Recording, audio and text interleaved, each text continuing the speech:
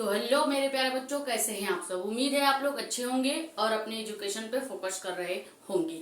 आज की इस वीडियो लेक्चर में हम बात करने वाले हैं क्या क्वथनांक का उन्नयन और हिमांक का अवनमन, यानी विलियन चैप्टर का दो इंपॉर्टेंट टॉपिक क्वथनांक का उन्नयन और हिमांक का अवनमन बात करेंगे। इसके पहले हमने राउल्ट का नियम, हेनरी का नियम, मोलरता और मोल प्रभाज या मोल अंश पढ़ा दिया है। उन सब की वीडियोस अगर आपने नहीं देखी है तो आप जाके देख सकते हैं। उसकी प्लेलिस्ट हमने बना दी है। प्लेलिस्ट का नाम क्या है?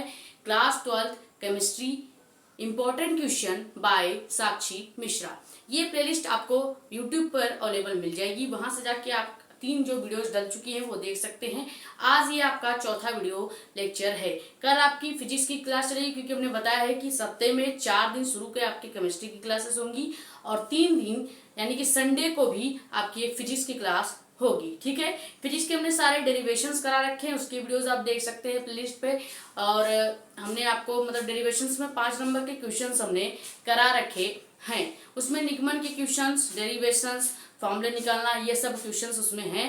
और 3 नंबर वाले क्वेश्चन भी हमने करा रखे हैं। बस आपके खाली कौन से क्वेश्चन बचे हैं, न्यूमेरिकल्स चैप्टर वाइज आपको कवर कराना है और हो सके तो 2 नंबर वाले क्वेश्चन भी हम आपको के सामने ले आए। ठीक है, तो न्यूमेरिकल्स हम फिजिक्स के चैप्टर वाइज कराएंगे। जैसे कि एक वीडियो लाएंगे, उसमें चैप्टर 1 के जितने भी इंपॉर्टेंट क्वेश्चंस या कह सकते हैं न्यूमेरिकल्स है, जो कि जिससे रिलेटेड क्वेश्चंस बनाए जा सकते हैं या थोड़ा बहुत चेंज करके क्वेश्चन अरेंज किए जाते हैं, वैसे न्यूमेरिकल्स हम लेके आएंगे, ताकि अगर आप वो न्यूमेरिकल्स की प्रैक्टिस कर लो तो अगर उससे थोड़ा सा रीडिंग या जो अंक लिखा होता है वो बदल दिया भी जाए तो आप आराम से ही न्यूमेरिकल कर सकते हो। ठीक है, तो ऐसे चैप्टर वाइज यानी कि एक वीडियो लेक्चर में एक चैप्टर का सभी न्यूमेरिकल्स, चाहे 10 हो, 12 हो, 20 हो, हम सभी करा देंगे। ठीक है, ताकि आपको ज्यादा लेक्चर के चक्कर में ना भागना पड़े, एक लेक्चर में आपका एक चैप्टर क्लोज हो जाए। ठीक है, तो अगर इसके पहले आपको बता दें कि अगर आप हमारे चैनल पे नए हैं तो चैनल को सब्सक्राइब करके बेल आइकन को प्रेस कर दीजिए, ताकि और भी जो इम्पोर्टेंट वीडियोस या लेक्चर्स होने वाले हैं वो आपको मिलती रहे। ज्यादा से ज्यादा वीडियो को कर देंगे शेयर, ताकि और भी लोग जुड़े। और हाँ, अपना कमेंट या डाउट यहाँ पे यूट्यूब चैनल पे आप पूछ सकते हैं, या हमारे पर्सनल टेलीग्राम चैनल जानकारी नीट की, वहां पे भी पूछ सकते हैं। तो अब बात करते हैं क्वथनांक का उन्नयन क्या है। क्वथनांक के उन्नयन का जो ये शब्द है, सबसे पहले तो समझते हैं कि क्वथनांक और उन्नयन ये शब्द में क्या चीज छुपी हुई है। जैसे कि उन्नयन का मतलब क्या होता है? उन्नयन का मतलब है कि वृद्धि। नॉर्मल जो उन्नयन शब्द है उसका नॉर्मल मतलब क्या है कि वृद्धि, किसी भी द्रव में या क्वथनांक में ही वृद्धि। जैसे कि क्वथनांक में उन्नयन का मतलब क्या है कि क्वथनांक में वृद्धि हो रही है। ठीक है, और वही क्वथनांक क्या होता है? बॉइलिंग पॉइंट आप जानते होंगे, किसी ताप पर या आप कह सकते हैं ऐसा ताप जिसमें द्रव क्या हो जाए, उबलने लगे, या किसी निश्चित ताप पर जिसपे द्रव क्या होता है, उबलने लगता है, वह ताप या वह टेम्परेचर ही क्या कहलाता है? आपका क्वथनांक या बॉइलिंग पॉइंट कहलाता है। ठीक है, तो ये क्या हो जाए आपका बॉइलिंग पॉइंट। ठीक, बॉइलिंग पॉइंट को ही हम क्या कहते हैं? क्वथनांक कहते हैं। और क्वथनांक का जो आप डिफिनीशन है वो लिख सकते हैं कि वह निश्चित ताप जिसपे कोई द्रव उबलने लगता है, वह ताप ही क्या कहलाता है? क्वथनांक या बॉइलिंग पॉइंट कहलाता है। पहले तो हमें इसका मतलब ही आपको समझाना था, ताकि जब आगे इसका यूज किया जाए तो आपको समझ में आ जाए। क्वथनांक का डिफिनीशन भी आपसे पूछा तो जाएगा नहीं, पर जानकारी के लिए आप जानते रहें कि क्वथनांक या बॉइलिंग पॉइंट क्या होता है।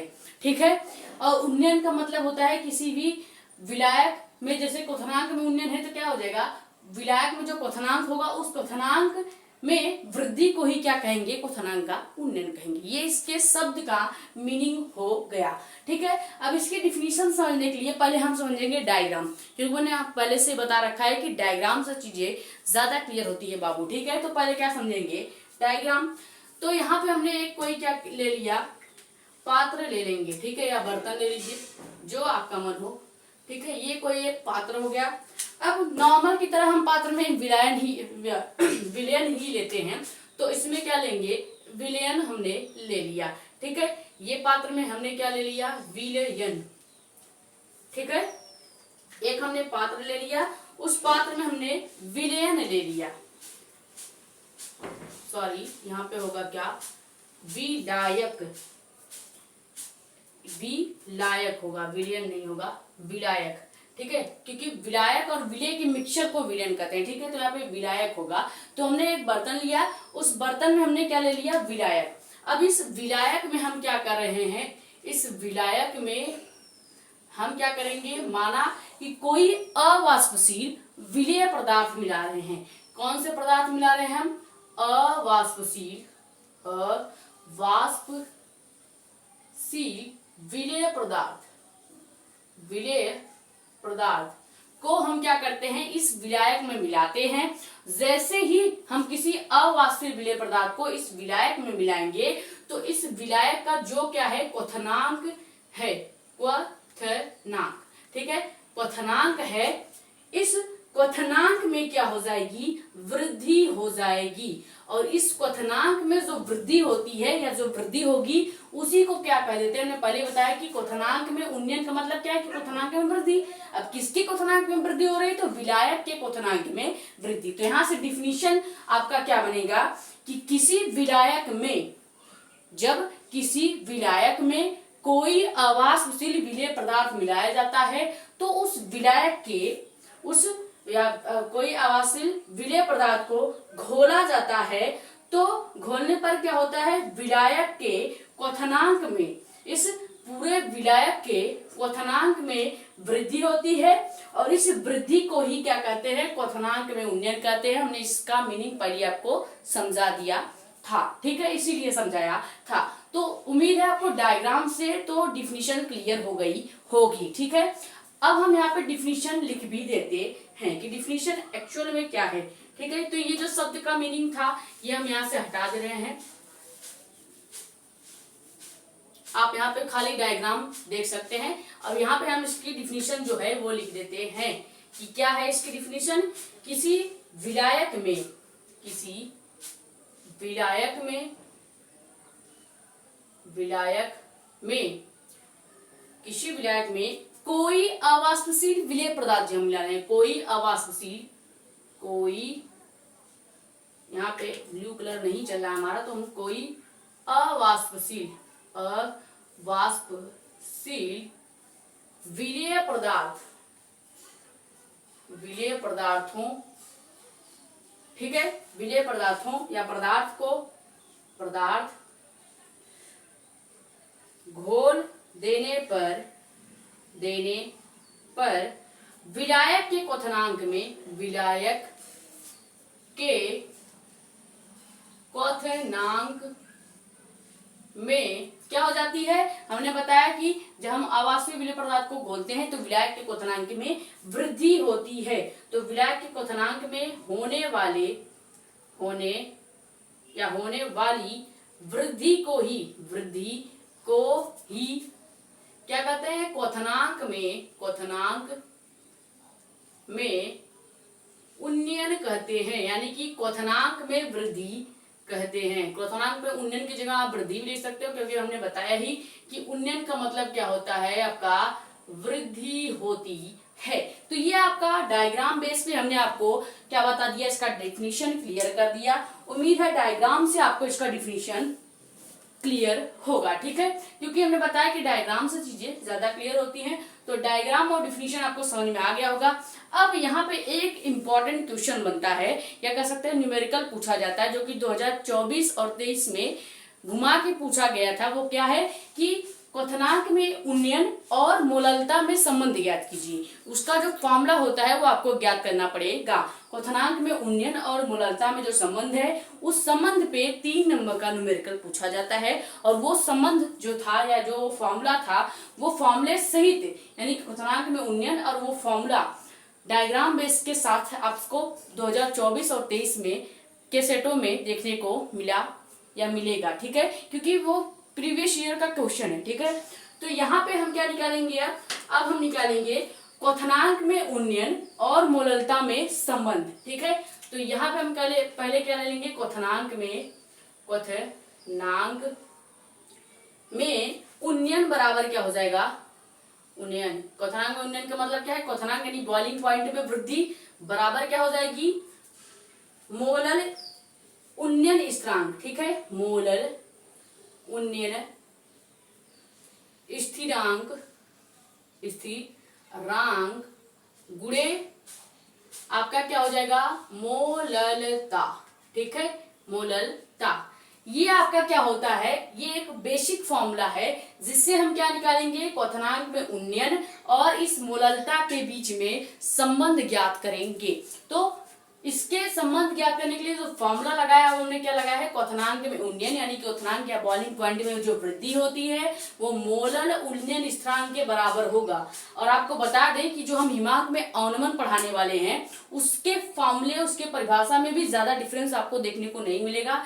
बस जहां पे आप मोलल उन्नयन स्थिरांक ले रहे हैं वहां पे आप मोलल हिमांक स्थिरांक ले लेंगे। क्या लेंगे, अवनमन स्थिरांक लेंगे, क्योंकि हिमांक का अवनमन हम करेंगे ना, तो वहां पे यहाँ पे जो मोलल उन्नयन स्थिरांक होगा वहां पे मोलल अवनमन स्थिरांक लेंगे। बाकी आपका यहाँ पे हिमांक में अवनमन बराबर हो जाएगा मोलल अवनमन स्थिरांक गुणे मोललता। वो आपको अभी डिफरेंस हम समझा देंगे, यहाँ पे आप खाली क्वथनांक में उन्नयन पे फोकस कीजिए। ठीक है, तो ये बेसिक फॉर्मूला है क्वथनांक में उन्नयन और मोललता के बीच संबंध ज्ञात करने का। इसी को अगर हम क्या करें, सिंबल से डिनोट करें तो क्या हो जाएगा कि क्वथनांक में उन्नयन को हमने पहले ही बता दिया है। यहाँ पे एक पॉइंट हम बताना भूल गए कि क्वथनांक में जो उन्नयन होता है इसे किससे प्रदर्शित करते हैं, इसे डेल्टा टी बी। टी आपका एक नियत क्या है, पद है, बी आपका बॉइलिंग पॉइंट यानी क्वथनांक है। ठीक, तो पूरा क्या हो जाएगा, टी आप कह सकते हैं कि उन्नयन या वृद्धि है और आपका ये जो बी है क्वथनांक यानी बॉइलिंग पॉइंट है। ठीक है, तो इसे डेल्टा टीबी से प्रदर्शित करते हैं। ठीक है, ये आपका एक पॉइंट था जो हम बताना भूल गए थे, बट इतना भी इंपॉर्टेंट नहीं था, अभी आपको बता ही देते। ठीक है, तो यहाँ पे क्या हो जाएगा, क्वथनांक में उन्नयन की जगह हम सिंबल में क्या यूज कर सकते हैं, डेल्टा टीबी। तो यहाँ पे जो सिंबल हो जाएगा वो क्या होगा, क्वथनांक का उन्नयन यानी कि डेल्टा टीबी बराबर क्या हो जाएगा, मोलल उन्नयन स्थिरांक को हम क्या लिखते हैं, के आपका कांस्टेंट है और हम चूंकि किसके लिए ले रहे हैं, क्वथनांक के लिए ले रहे हैं यानी बॉइलिंग पॉइंट के लिए ले रहे हैं, तो मोलल उन्नयन स्थिरांक क्या हो जाएगा, के जो होगा वो बॉइलिंग पॉइंट यानी बी के बराबर होगा और गुणे में क्या हो जाएगा आपका मोललता यानी M dash, small M dash. अगर मोललता होता तो यहाँ पे हम कैपिटल एम लिख के छोड़ देते, अब लेकिन मोललता है तो यहाँ पे हम स्मॉल एम डैश लिखेंगे। यहाँ तक आपको क्लियर है, यहाँ तक आपको क्लियर होना चाहिए। हमने बहुत ही बेसिक से आपको समझाया है कि क्वथनांक में उन्नयन को हम किससे डिनोट करते हैं, डेल्टा टीबी से। बी यहाँ पे क्या डिनोट कर रहा है, क्वथनांक में यानी कि बॉइलिंग पॉइंट डिनोट करता है। अब हम चूंकि बॉइलिंग पॉइंट के लिए चीजें ले रहे हैं तो यहाँ पे जो मोलल उन्नयन स्थिरांक होगा ये तो पहले तो कांस्टेंट होगा के बराबर, लेकिन बॉइलिंग पॉइंट के लिए क्या हो जाएगा, के बी हो जाएगा। ठीक है, तो यहाँ पे आप जो के बी सिंबल है समझ गए होंगे कैसे आया। गुणे आपका मोललता को एम डैश से प्रदर्शित करते हैं। यहाँ तक आपको चीजें क्लियर होनी चाहिए। अब हम यहाँ पे थोड़ा सा और क्या करेंगे, इसमें अरेंजमेंट्स करेंगे। तो यहाँ पे डेल्टा टीबी यानी कि क्वथनांक में उन्नयन वैसे ही रहेगा, के बी भी आपका वैसे ही रहेगा। अब मोललता बराबर जो हमने फॉर्मूला आपको बताया था वो पहला लेक्चर अगर आपने नहीं देखा है तो जाके देख लीजिए, बहुत ही इंपॉर्टेंट है। ठीक है, मोललता का जो फॉर्मूला था वो कैसे लागू होगा, वो जो है विलेय के भार बटे विलेय का अणुभार गुणे विलायक का भार होगा यहाँ पे किसके लिए, ग्राम में। क्योंकि हम क्वथनांक के लिए ले रहे हैं तो यहाँ पे जो विलायक का भार होगा वो ग्राम में होगा। ये मोललता का फॉर्मूला इसी तरह से अरेंज किया जाता है। ठीक है, तो ये मोललता का जो फॉर्मूला है वो यहाँ पे हम लिखेंगे, तो इंटू आपका वैसे ही रहेगा, मोललता बराबर जो चीजें होती हैं वैसे लिख देंगे, यानी विलेय का भार हम लिख बड़े रहे हैं यहाँ पे कैपिटल डब्ल्यू, लेकिन कैपिटल डब्ल्यू की तुलना में ये डब्ल्यू थोड़ा सा आपको छोटा दिख रहा होगा। क्यों, क्योंकि ये विलेय का भार है। ठीक है, विलेय का भार बटे विलेय का अणुभार गुणे विलायक का भार, और वो भी किसमें, वो भी आपको बता देते हैं, वो भी किसमें होगा, ग्राम में। ठीक है, यहां तक आपको चीजें क्लियर है। और लास्ट में हम क्या करेंगे, 1000 से मल्टीप्लाई भी कर देंगे। ठीक है, लास्ट में हम 1000 से गुणा भी कर देंगे। ये आपका हमने मोललता का फॉर्मूला बताया है, तो ये आपको नोट नहीं करना है, बस खाली जानकारी के लिए बताया, इसको इरेज ही कर देते हैं। आप चाहे तो यहाँ तक स्क्रीनशॉट कर लीजिए। ये फॉर्मूला हम इरेज करते हैं क्योंकि खाली जानकारी के लिए हमने आपको बताया है। ठीक है, तो यहां तक आपको फॉर्मूला क्लियर है हमने कैसे किया। ठीक है, तो क्या है, क्वथनांक में उन्नयन को हम डेल्टा टीबी से दर्शाते हैं, मोलल उन्नयन स्थिरांक को के बी से दर्शाएंगे, मोललता को एम डैश से दर्शाते हैं। मोललता बराबर क्या होता है, विलेय का भार बटे विलेय का अणु भार गुणे विलायक का भार, वो भी किसमें, ग्राम में, और हम लास्ट में गुणा करेंगे किससे, 1000 से, क्योंकि हमने ग्राम में चेंज किया है। वैसे ये किसमें होता है, केजी में होता है। ठीक है, केजी में होता है तो उसको हमने ग्राम में बदला है तो 1000 से गुणा भी कर देंगे। यहां तक आपको फॉर्मूला क्लियर है या नहीं, यहां तक फॉर्मूले में कोई दिक्कत नहीं होनी चाहिए। थोड़ा सा इसको और अरेंज करेंगे तो क्या ये फॉर्मूला कैसे हो जाएगा, ये फॉर्मूला जो मेन फॉर्मूला आने वाला है वो क्या हो जाएगा, वो होगा आपका डेल्टा टीबी यानी कि क्वथनांक में उन्नयन बराबर आपका किसकी हो जाएगा, ये जो 1000 है इसका गुणा हम आगे कर देंगे, 1000 गुणे के बी। ठीक है, के बी हमने आपको बता ही दिया मोलर उन्नयन स्थिरांक है, यानी इस के बी की जगह हम क्या कर रहे हैं, इस 1000 का गुणा कर रहे हैं, यानी इस 1000 को हम के बी की जगह लेके आ रहे हैं, के बी के आगे लेके आ रहे हैं। तो डेल्टा टीबी बराबर 1000 गुणे के बी और स्मॉल डब्ल्यू यानी कि विलेय का भार बटे विलेय का अणु भार गुणे विलायक का भार, वो भी किसमें हो जाएगा आपका, ग्राम में। ये आपका हो गया मेन फॉर्मूला किसका, क्वथनांक में उन्नयन का। ठीक है, तो क्वथनांक में उन्नयन का जो बेसिक या कह सकते हैं मोस्ट इंपॉर्टेंट जो फॉर्मूला है वो यही है, क्वथनांक में उन्नयन, क्वथनांक में उन्नयन व मोललता में संबंध का फॉर्मूला, संबंध का सूत्र। ठीक है, यही आपसे बोर्ड एग्जाम 2024 और 23 में पूछा गया था और 25 के भी बोर्ड एग्जाम में ये क्वेश्चन अरेंज कर दिया गया था। ठीक है, तो यहां तक आपको चीजें क्लियर होनी चाहिए। हमने बहुत ही बेसिक से आपको चीजें समझाई है कि कौन कौन से फॉर्मूले में कहाँ से हमने चीजें लाई है। जैसे कि हमने कुछ भी इस फॉर्मूले में चेंज नहीं किया था, बस ये मोललता जो होता है वो विलेय के भार बटे विलेय का अणु भार गुणे विलायक का भार ग्राम में गुणे 100, ये मोललता का फॉर्मूला जो था बस खाली हमने उसको लिखा है और बाद में इसको अरेंज कर दिया है। अरेंज क्या किया है कि 1000 का जो गुणा है वो केबी के पहले कर दिया है और आपका जो ये भार था वैसे ही रहने दिया, विलेय का भार वैसे ही रहने देंगे और आपका विलेय का अणु भार नीचे जैसे है वैसे रहने देंगे, विलायक का भार जो ग्राम में है वैसे ही रहने देंगे। अभी ये जो नीचे सिंबल हैं वो क्या दर्शा रहे हैं वो आपको बताएंगे, यानी कि सभी सिंबल के बारे में भी बताएंगे ताकि आप न्यूमेरिकल्स को आराम से सॉल्व कर लो। तो यहाँ तक आपको समझ में आ गया होगा कि क्वथनांक में उन्नयन क्या होता है, उसका डायग्राम क्या होता है और जो फॉर्मूला हमने बताया कि मोस्ट इंपॉर्टेंट है क्वथनांक में उन्नयन और मूललता में या मूललता के बीच संबंध, वो भी आपको समझ में आ गया होगा। ठीक है, तो यहाँ तक आप स्क्रीनशॉट कर लीजिए, फिर इस फॉर्मूले में सभी सिंबल्स को हम बता देते हैं। ठीक है,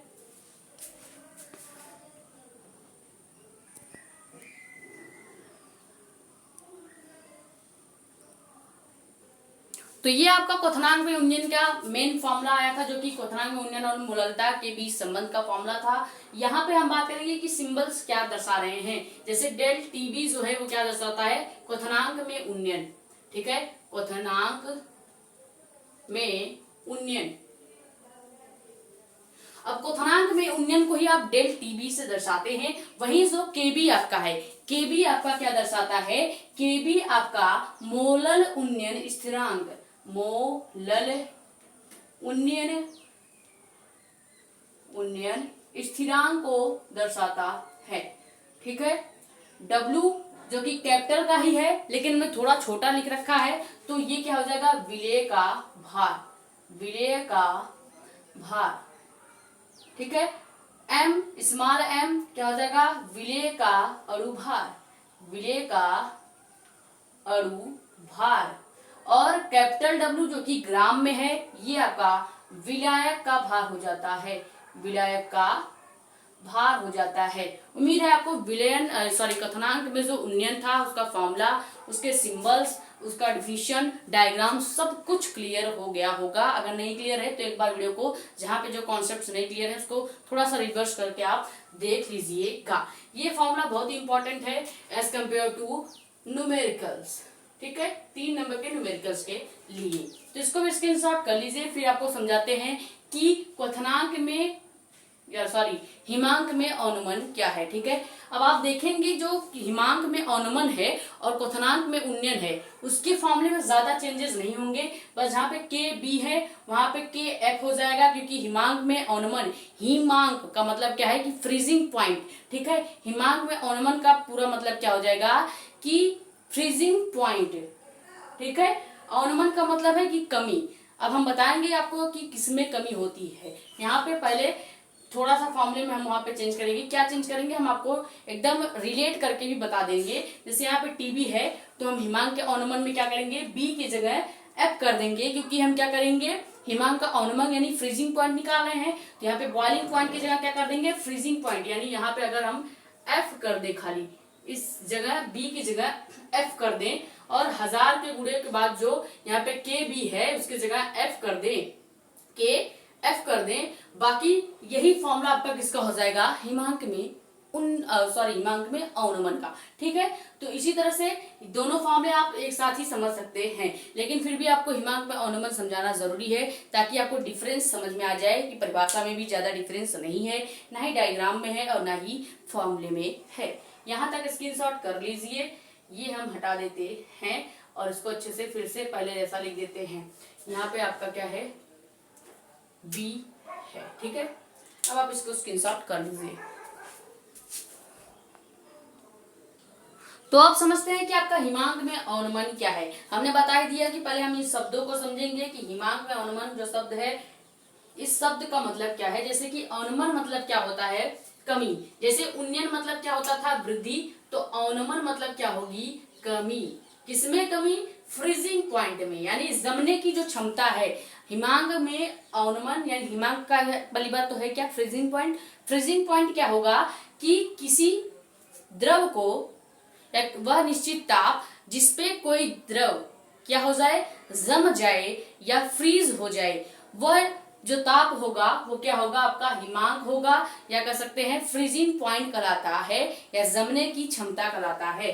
तो फ्रीजिंग पॉइंट, ठीक है, ये आपका हिमांक का मतलब क्या हो जाएगा, किसी, या कह सकते हैं आप लिख भी सकते हैं फ्रीजिंग पॉइंट का आप डिफिनेशन लिख लीजिए। क्या होता है फ्रीजिंग पॉइंट का मतलब कि वह निश्चित ताप जिसपे कोई द्रव जम जाए या जम जाता है, उस निश्चित ताप को ही क्या कहते हैं, किसी द्रव का फ्रीजिंग पॉइंट या हिमांक कहते हैं।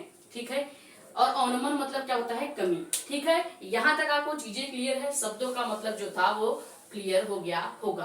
अब हम समझते हैं इसका डिफिनेशन कैसे, डायग्राम से, क्योंकि बिना डायग्राम के हम चीजें समझाएंगे नहीं। तो यहाँ पे क्या हो जाएगा, जैसे हम कोई एक पात्र या बर्तन ले लेते हैं, इस पात्र या बर्तन में हम क्या ले लेंगे, विलयन ले लेंगे, विलायक ले लेंगे, क्योंकि विलयन तो यार हम खुद ही कंफ्यूज हो जाते हैं।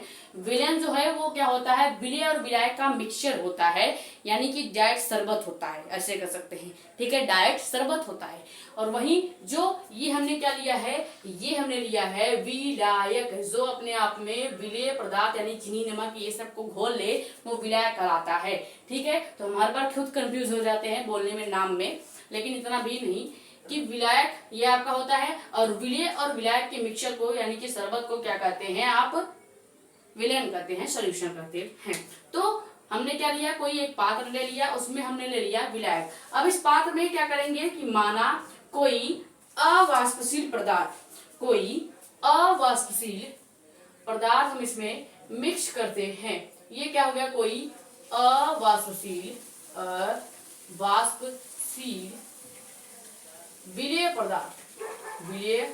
पदार्थ।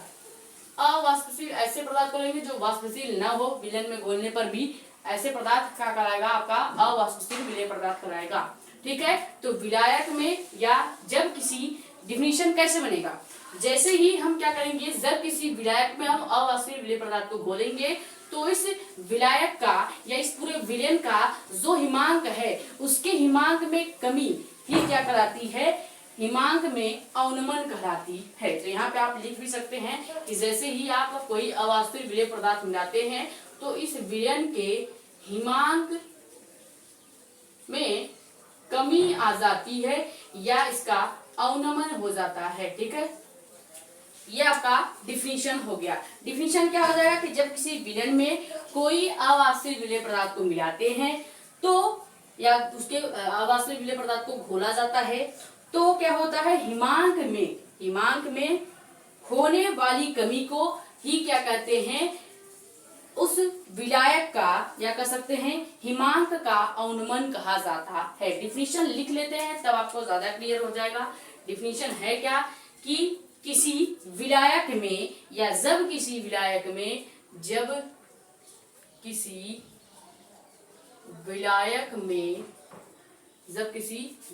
में कोई अवाष्पशील विलेय पदार्थ, डिफिनीशन भी एकदम सेम उसी की तरह रहेगा, बस वहां पे हम कोई अवाष्पशील विलेय पदार्थ जो लेते थे उसके साथ साथ हम यहाँ पे हिमांक का क्वथनांक का उन्नयन ले रहे थे, यानी कि पूरे विलयन में जो क्वथनांक था उसमें वृद्धि हो रही थी, यानी बॉइलिंग पॉइंट में वृद्धि हो रही थी, तो वो किसका डिफिनीशन बन गया था, बॉइलिंग पॉइंट वाले का, यानी कि क्वथनांक में उन्नयन का। वहीं अगर क्या करते हैं, इस विलयन के फ्रीजिंग पॉइंट यानी हिमांक में, यानी जमने की जो क्षमता है उसमें हम कमी कर दें तो ये डिफिनीशन किसके लिए हो जाएगा, हिमांक में अवनमन के लिए। डिफिनीशन बिल्कुल सेम है, पर जहाँ हिमांक क्वथनांक का उन्नयन ले रहे थे वहां पे हिमांक का अवनमन या हिमांक में कमी ले लेंगे। तो डिफिनीशन क्या हो जाएगी, जब किसी विलायक में, यहाँ पे एक सेकेंड, जब किसी विलायक में कोई अवाष्पशील विलेय पदार्थ को घोला जाता है या मिलाया जाता है तो क्या होता है, तो उस विलायक के हिमांक में कमी आ जाती है, या आप लिख सकते हैं कि तो हिमांक में कमी होने लगती है, तो उस विलायक के हिमांक यानी कि फ्रीजिंग पॉइंट, हिमांक में कमी होने लगती है, या कह सकते हैं अवनमन, हिमांक में कमी होने लगती है।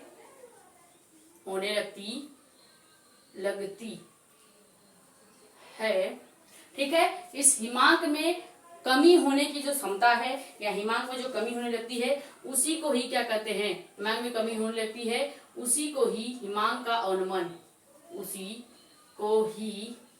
हिमांक का अवनमन, या आप ब्रैकेट में कमी भी ले सकते हैं, कमी कहते हैं। ठीक है, ये आपका डिफिनीशन आपको उम्मीद है कि क्लियर होगा विथ डायग्राम से आपको डिफिनीशन क्लियर होगा कि जब किसी विलायक में कोई अवाष्पशील विलेय पदार्थ को घोला जाता है तो पूरे विलयन का जो हिमांक है उसमें कमी आ जाती है, या उसका जो अवनमन है उसमें कमी आ जाती है, और उसमें कमी आने के कारण या उसी की कमी को जो कमी आती है उसी को ही क्या कहते हैं, हिमांक का अवनमन कहते हैं। अब यहाँ पे भी एक क्वेश्चन अरेंज किया जाता है न्यूमेरिकल में, जैसे कि क्वथनांक में उन्नयन और मोललता में संबंध पूछा गया था, वैसे ही हिमांक में अवनमन और मोललता में संबंध पूछा जाता है। तो उसका जो फॉर्मूला हो जाएगा, बेसिक फॉर्मूला वो क्या होगा कि हिमांक में अवनमन बराबर हो जाएगा किसके, हमने बताया था कुछ चेंज नहीं करना है, वहां पे हमने मोलर उन्नयन स्थिरांक लिया था, क्योंकि क्वथनांक का उन्नयन था, क्वथनांक में वृद्धि हो रही थी, बॉइलिंग पॉइंट में वृद्धि हो रही थी, तो यहाँ पे जो क्या हो रहा है, हिमांक में अवनमन यानी कि फ्रीजिंग पॉइंट में कमी आ रही है, तो यहाँ पे क्या हो जाएगा, मोलर उन्नयन स्थिरांक की जगह मोलर अवनमन स्थिरांक हो जाएगा। बस यही इतना ही चेंज आपको करना है कि यहाँ पे जो क्वथनांक में उन्नयन था वहां पे यहाँ पे क्या कर देंगे, हिमांक में अवनमन कर देंगे, मोलर उन्नयन स्थिरांक की जगह मोलर अवनमन स्थिरांक कर देंगे। इतना ही चेंज करना है, बाकी आपकी मोललता वैसे ही रहेगी। ठीक है, ये आपका हिमांक में अवनमन और मोललता के बीच बेसिक फॉर्मूला है, एकदम ही बेसिक फॉर्मूला ये आपका हो जाता है। ठीक है, अब इसी को अगर हम सिंबल से अरेंज करें तो क्वथनांक में अवनमन को आप किससे डिनोट करते हैं, आपको बता देते हैं, यहाँ पे ही बता देते हैं कि क्वथनांक में उन्नयन को आप डेल्टा टी एफ से डिनोट करते हैं, पहले ही बता दिया था। ठीक है, तो यहाँ पे क्वथनांक में अवनमन को किससे डिनोट करेंगे, डेल्टा टी एफ। एफ क्या है, फ्रीजिंग पॉइंट है, पहले ही बता दिया, हिमांक को फ्रीजिंग पॉइंट कहा जाता है।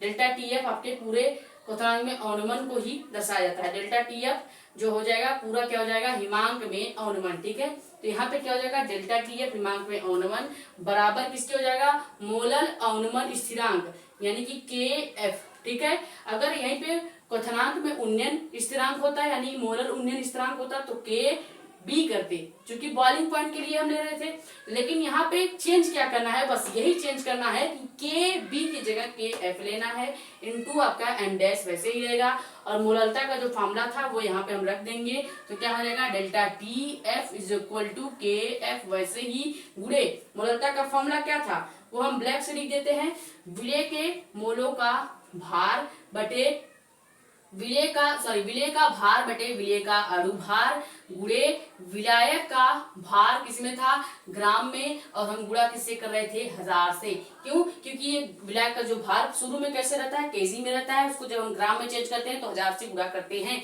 इसी फॉर्मूले को थोड़ा सा अरेंज करेंगे, यानी कि जैसे क्वथनांक का उन्नयन का फॉर्मूला आया था एकदम वैसे लिखेंगे, तो क्या हो जाएगा डेल टी एफ यानी कि फ्रीजिंग पॉइंट यानी कि क्वथनांक में अवनमन बराबर हो जाएगा किसके मोलर उन्नयन स्थिरांक के। लेकिन यहाँ पे एक चेंज क्या करेंगे, इस 1000 का गुणा पहले कर देंगे किससे मोलर उन्नयन स्थिरांक से। तो यहाँ पे 1000 का गुणा करेंगे के एफ यानी मोलर उन्नयन स्थिरांक से, फिर गुणा आपका जो ऊपर वाला है, ये देखिए हम कुछ नहीं कर रहे हैं, बस ऊपर वाली जो चीजें हैं ऊपर ही रख रहे हैं। इस 1000 का गुणा पहले कर दे रहे हैं और कुछ नहीं चेंज कर रहे हैं। बाकी नीचे जैसे है आपके नीचे जैसा है वैसा ही रखेंगे, यानी इस 1000 को के एफ से पहले गुणा कर देंगे। भार आपका जो विलेय का भार है वैसे ही रहेगा, क्योंकि ऊपर है तो ऊपर ही रहेगा, और विलेय का अणुभार स्मॉल एम गुणे विलायक का भार ग्राम में आपका वैसे ही रहेगा। तो हिमांक में जो अवनमन है, हिमांक में अवनमन का मेन फॉर्मूला आपका ये आ जाता है। उम्मीद है आपको ये फॉर्मूला भी कैसे निकला या क्या अंतर है होता है हिमांक में अवनमन और क्वथनांक में उन्नयन में, वो समझ में आ गया होगा। फॉर्मूले में कुछ चेंज नहीं करना है, बस टी बी करेंगे जब क्वथनांक का उन्नयन लेंगे, और के एफ यानी कि मोलर अवनमन स्थिरांक की जगह मोलर उन्नयन स्थिरांक ले लेंगे अगर हम क्या करेंगे क्वथनांक का उन्नयन लेंगे। तो यहाँ पे क्या हो जाएगा के बी हो जाएगा, क्योंकि उन्नयन स्थिरांक के लिए ले रहे हैं। अभी तो हमने फ्रीजिंग पॉइंट के लिए ले रखा है, अगर उन्नयन स्थिरांक के लिए लेंगे या क्वथनांक में उन्नयन के लिए लेंगे तो क्या हो जाएगा यहाँ पे टी बी बराबर के पी हो जाएगा। बाकी सब कुछ एकदम सेम ही है जैसे आपका क्वथनांक में उन्नयन के फॉर्मूले का था। ठीक है, ये आपको कुछ चेंज नहीं करना होता है। यहाँ तक आपको क्लियर है कि हिमांक का अवनमन क्या है, उसका डायग्राम और उसका हिमांक में अवनमन और मोलरता में संबंध। यहाँ तक स्क्रीनशॉट कर लीजिए।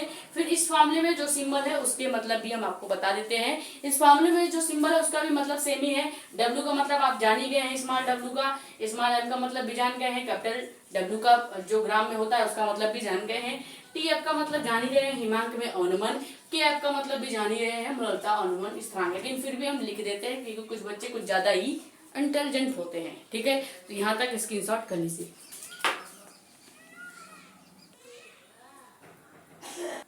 तो यही आपका फॉर्मूला आया था मोलरता और हिमांक में अवनमन में संबंध।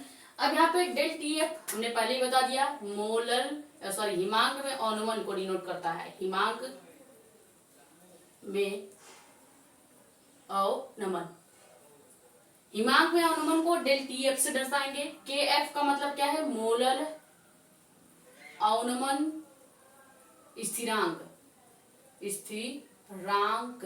ठीक है, और कैपिटल डब्ल्यू है लेकिन स्मॉल में अगर लिखा है तो विलेय का भार, कितनी बार आपको बताएं 4-5 बार तो बता ही दिए होंगे 2-3 लेक्चर पहले ही, विलेय का भार, और यहाँ पे विलेय का अणुभार, ये पहले ही अभी आपको बताया, जस्ट बताया है विलेय का अणुभार।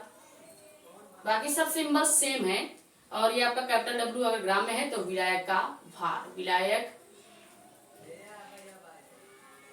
का भार। ठीक है, तो ये आपका हिमांक में अवनमन का जो फॉर्मूला था वो भी आपको क्लियर हो गया होगा विद सिंबल। ठीक है, सिंबल में कुछ भी चेंज नहीं करना है, बस हमने डेल टी एफ और के एफ का मतलब आपको बताना था वो बता दिया, बाकी आपका ये तीनों सेम है। ये जो फॉर्मूला आया है ये फॉर्मूला भी न्यूमेरिकल्स के लिए बहुत ही इंपॉर्टेंट है। 3 नंबर का जो न्यूमेरिकल्स आता है उस न्यूमेरिकल के लिए भी ये फॉर्मूला बहुत ही इंपॉर्टेंट है। तो उम्मीद है आपको ये लेक्चर समझ में आया होगा। लेक्चर ज्यादा लंबी नहीं हुई है, ज्यादा से ज्यादा 35 मिनट की या 36 मिनट की हुई होगी। तो ये लेक्चर आपको कैसा लगा? अगर लेक्चर अच्छे लग रहे हैं तो प्लीज वीडियो को लाइक करके चैनल को सब्सक्राइब कर दें और साथ ही साथ बेल आइकन को प्रेस कर दें ताकि और भी जो इम्पोर्टेंट वीडियोस हैं आपके पास जल्दी से जल्दी पहुंचती रहे। ज्यादा से ज्यादा वीडियो को कर देंगे शेयर ताकि और भी लोग जुड़ जाएं। और अपना कमेंट या डाउट आप यहाँ पे पूछ सकते हैं, या आप चाहें तो हमारे पर्सनल टेलीग्राम चैनल जो कि क्या है जानकारी नीट की, वहां पे भी पूछ सकते हैं। ठीक है, तो ये स्क्रीनशॉट कर लीजिए। मिलते हैं किसी मजेदार टॉपिक के साथ। Thank you.